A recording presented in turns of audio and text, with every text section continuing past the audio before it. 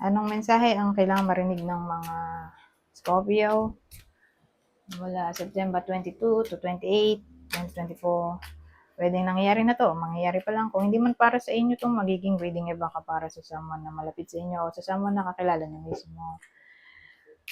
Baka may lumabas na gender mamaya, gawin nyo na lang energy, masculine at feminine energy. Pwede rin naman na huwag nyo nang pansinin ang gender.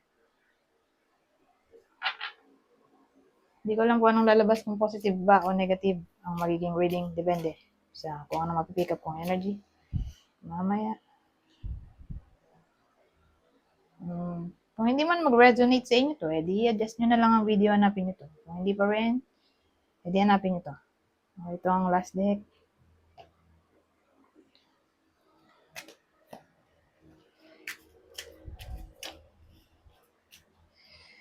Ito. Ang dami.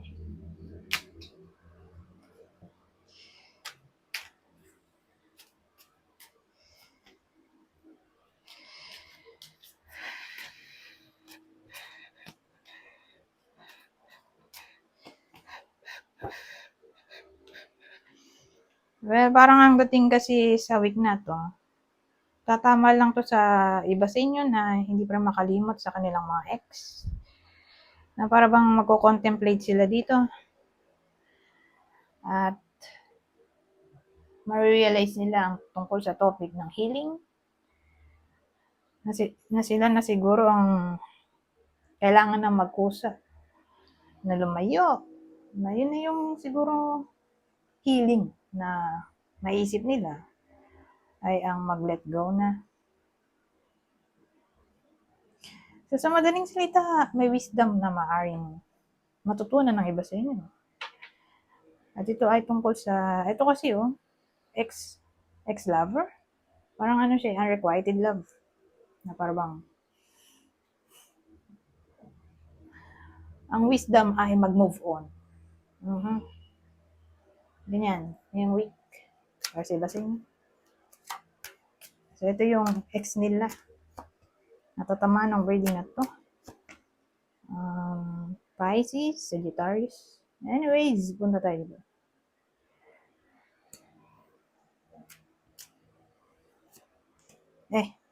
Ito, pang yes o no lang yan. Ito naman,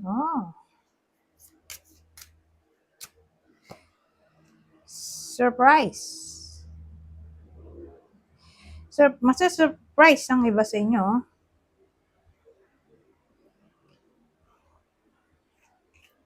Kasi, may darating na good news.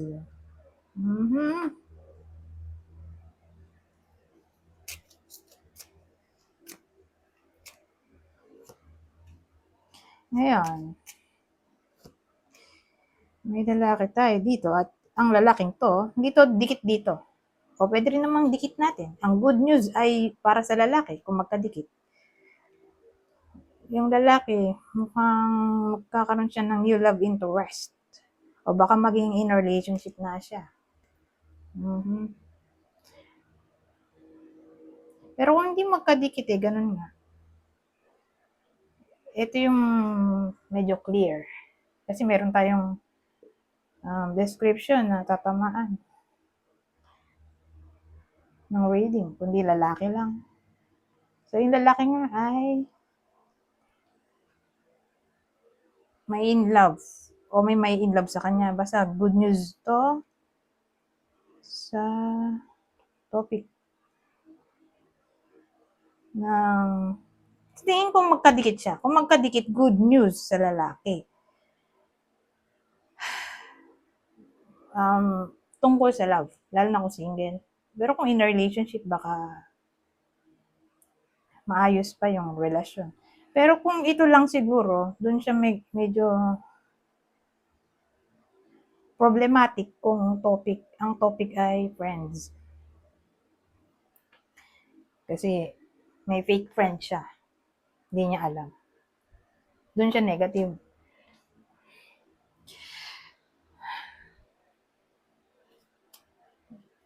Pero lalaki lang yung tatamaan, ha? Kung ito lang.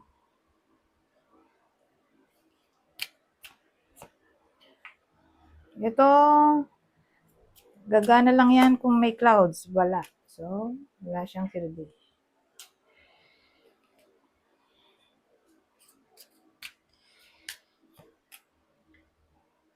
So ito, ano to? Medyo alarming. Kasi stalker to. So, pag sinabi kong stalker, hindi nyo gusto. Hindi nyo type. Ayaw nyo ng feeling na may nag-i-spy o nagpa-pry sa iba sa inyo.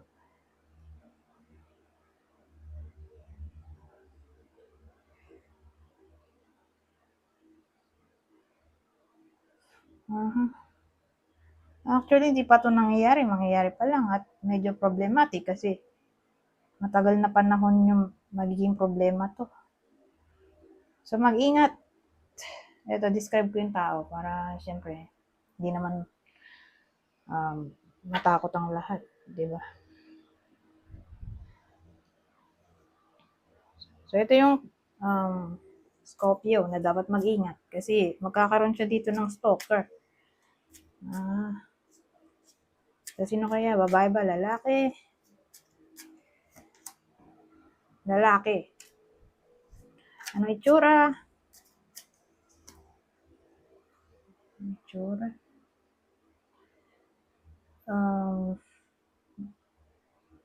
30. 30 to 40 years old. Ganyan edad.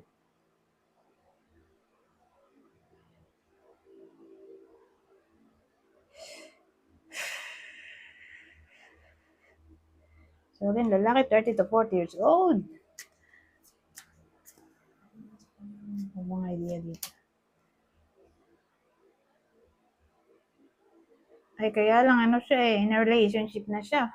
Pero may nagkakagusto pa rin. Kaloka. So, lalaking in a relationship o kasal sa iba, mag-iingat. 30 to 40 years old.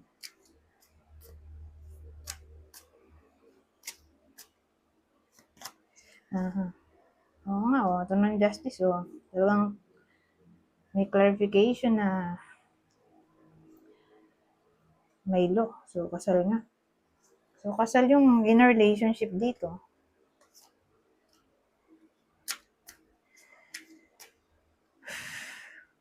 Pero may nagkakagusto pa rin sa kanya. Sa bagay. Mga tao ngayon, wala nang pakialam sa estado sa buhay. Kahit kasal napatos pa rin.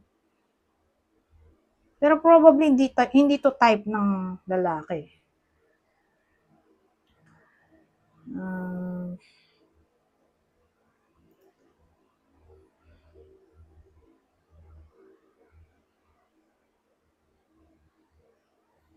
Yung lalaki may anak na. Ano itsura nung stalker nito?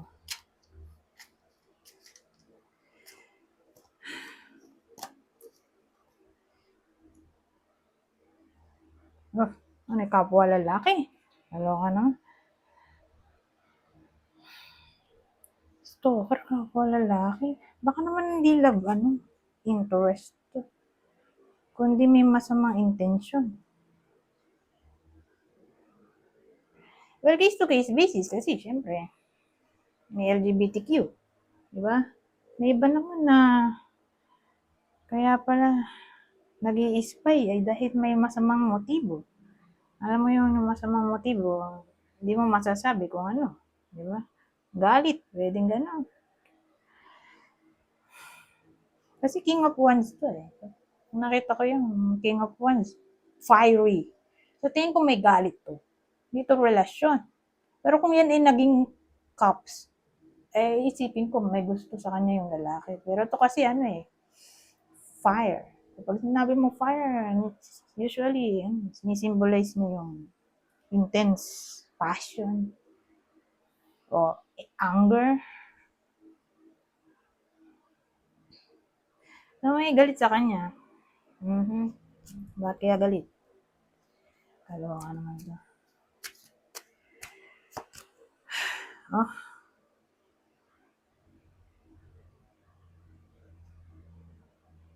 Well, maraming pwedeng case kung bakit galit.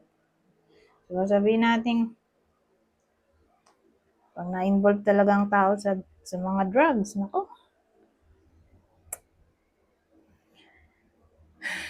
mahirap na case yan.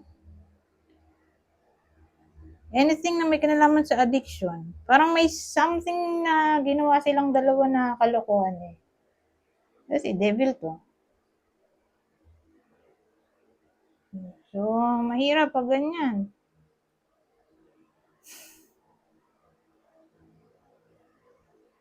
O pwede rin namang nagmula ang galit sa abuse. So, maraming case ang abuse. So, pwedeng nagalit siya kasi masyadong tactless, rude, yung way of talking.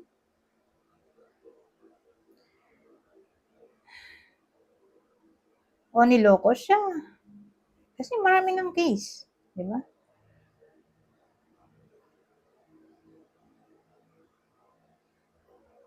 O pinasama niya yung loob nitong lalaking to. Pero tingin ko galit to. Galit talaga itong lalaki.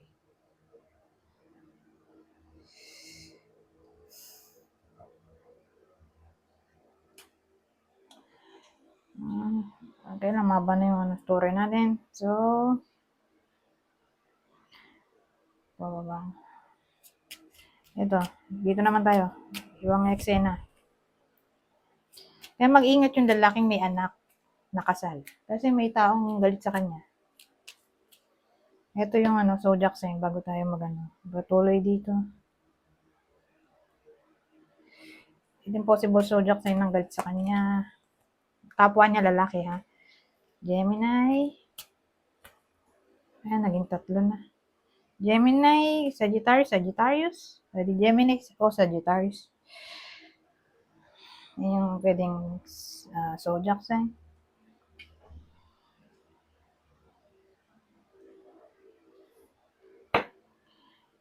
Ay, ba't ba ito? Wala. Ibang senaryo. Aha.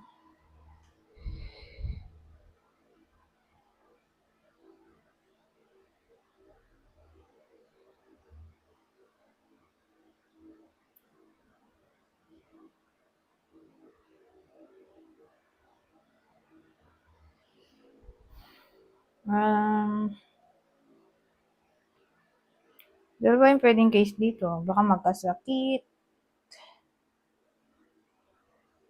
Pero sabihin natin ito, may someone nagalit. Galit. Nag-i-spy. Ba, dikit natin ito doon. Doon sa lalaki nga, may nag-i-spy sa kanya, kapwa niya lalaki. Tapos, galit sa kanya. Huwag masyadong mabahala kasi hindi naman siya bubugbugin o hindi siya mapapaano. Kumbaga, less yung danger. Hindi siya yung life-threatening, di ba? Or case-to-case basis kasi pag nagalit yung tao, yung iba, diretso heaven na. Di ba? Yung iba naman ay iba yung pag-release ng galit ng tao, di ba?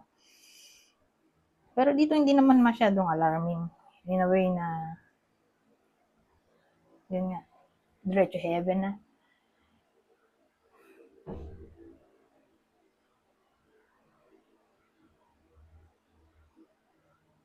Pero sabihin natin black magic to, pwede. Yun yung way ng kanyang revenge. O siguro maganda kung mag-wear ng evil eye para bumalik sa kanya to, black magic.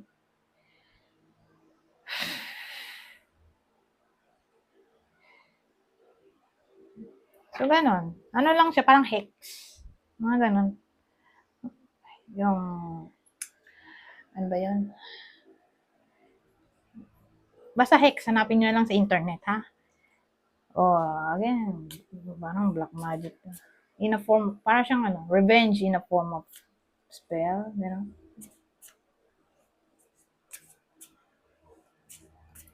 O yung mind. Kasi, iba pag sinabi mong mind, medyo powerful. Yung iba na mamanifest nila yung gusto nilang mangyari through mind. So, again, may iniisip siyang masama, di ba ka mangyari?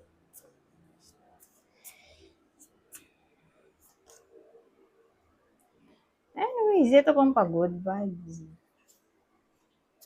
Advice sa week na to.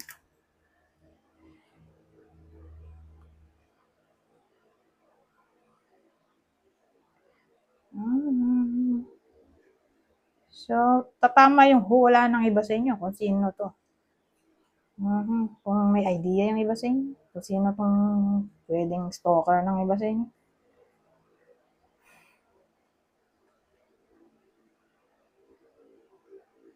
Ngayon, kung di ganun, may divination kasi tayo dito, hula to. Grounding.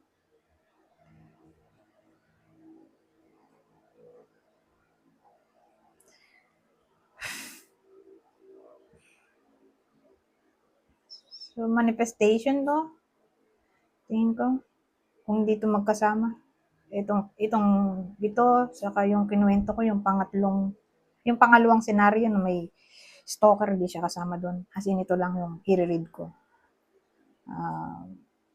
So, bukod sa tatamang hula dun sa possible stalker, kung ito nga lang ay may manifest yung iba sa inyo. Something na may kinalaman sa success. Kasi grounding to Parang something stable. O, ayun. Anyways, iba pang scenario. Affection. In-encourage to ngayong week na maging affectionate at maging courageous. Anyways, hanggang dito na lang. Goodbye. For now.